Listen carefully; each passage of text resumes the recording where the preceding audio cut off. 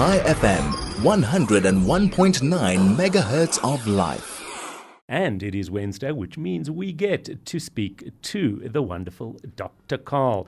He's our Australian science communicator. Dr. Karl, good morning. Hope you're well.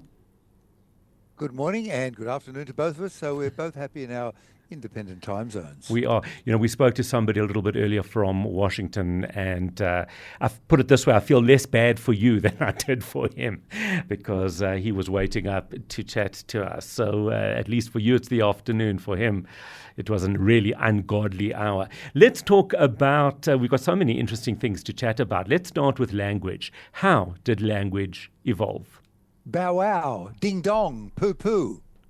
These are the names of some of the theories that we've come up with. In fact, we've been trying to work out where language came from for many hundreds of years. In Greek mythology, Hermes, the messenger god, he brought language. In Hindu, the goddess of knowledge and speech, Saraswati, she bestowed Sanskrit. Judeo-Christian, well, God gave it to us as a gift to Adam so that he could name the animals. But the trouble is that there's lack of evidence. Animals leave fossils behind.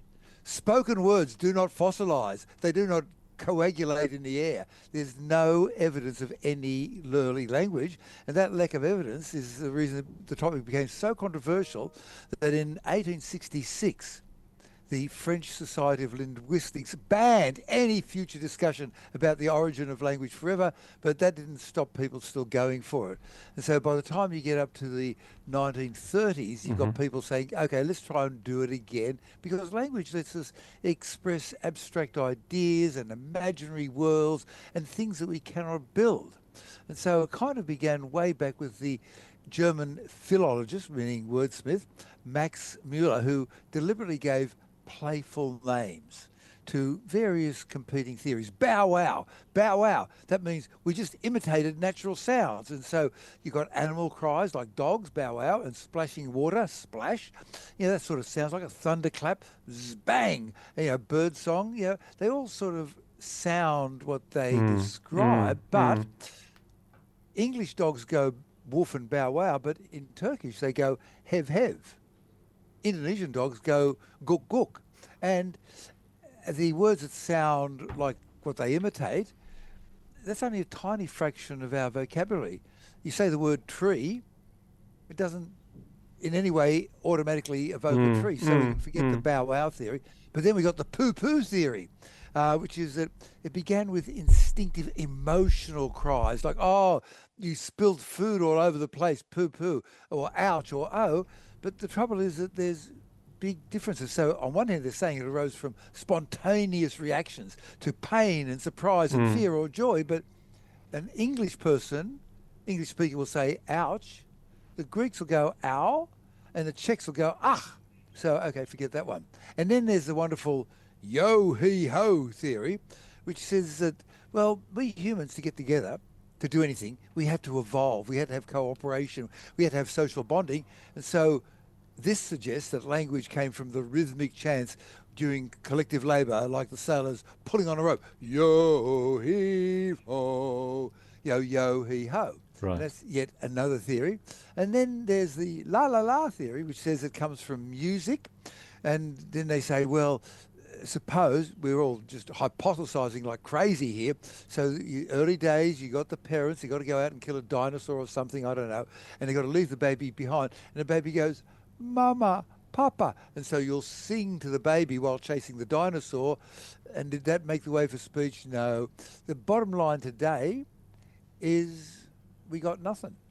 We just do not know. That's so interesting. We do not know because, annoyingly, spoken words would not fossilize. They just vanish into the air and be gone forever. There's one way we could possibly have heard early noises where somebody is making a very thin clay bowl or a diaphragm. Right. And then there's a thin stick resting on it. Yeah. And then the diaphragm vibrates while somebody is talking, and that freezes the motion of the Wow. of the sound into the play. While okay, like an early record. No, we haven't found any of those. Yeah, I think that You got would any be better quite ideas? lucky. I'm very happy with it. So interesting. What do you think? 061-895-1019.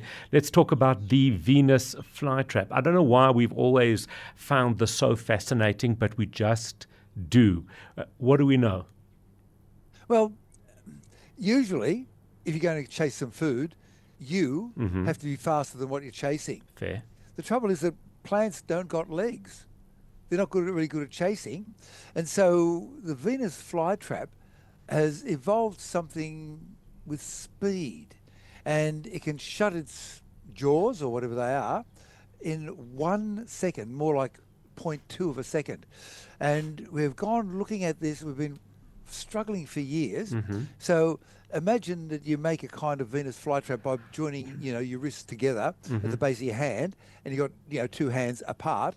And now imagine that each hand has an inner membrane, like on a palm, and an outer membrane on the outside further away, and they're both under some sort of tension.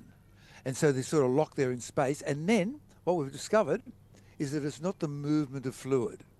Plants do a lot of moving of fluid so that they can grow, they can follow the sun during the day, they can go from droopy to standing up. But in the Venus flytrap, it would take at least 30 seconds, more like 120, to close. And during that time, the insect might go, mate, I'm getting out of here. See you later. I don't like this. And so what they do, we don't know how they do it, but the outer surface of each, claw, what would you call it? Each cusp, it loses its structural integrity within 1/10 of a second. It weakens. We do not know how it weakens, but we've been able to measure that it goes really soft. So it's like a really hard blown up balloon, which is fairly tight, and then you suddenly release the pressure. And so on the inside, you've got those two things wanting to contract, and on the outside of the hands, you've got those two things wanting to contract. Suddenly on the outside, it loses all of its strength in 1/10 of a second, and we don't know whether it's calcium ions or God knows what. We haven't gone that far, but we've measured that they go soft and stay soft for an hour, and then it just goes soft. There's tension built up, and it goes bang. And so now we've unlocked one mystery, but opened up another one, which is, yes, it gets soft, but how does it get soft? And the answer is, as of the 24th of June, 2024, we don't know. Come back in 6 months, we might have an answer. That's where we leave it. Dr. Karl, thank you as always.